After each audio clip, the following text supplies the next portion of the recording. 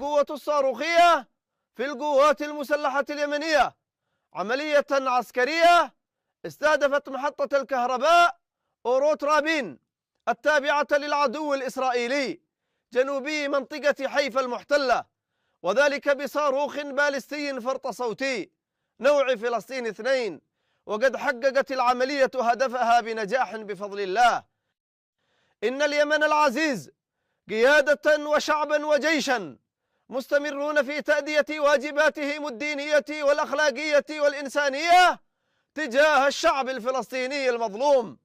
وإن العمليات العسكرية الإسنادية للمجاهدين في غزة سوف تستمر بعون الله بالتزامن مع التطوير المستمر للقدرات العسكرية حتى تلبي متطلبات المرحلة وتستجيب لظروفها وأهدافها، وعلى رأسها إجبار العدو الإسرائيلي على وقف عدوانه على قطاع غزة ورفع الحصار عنها.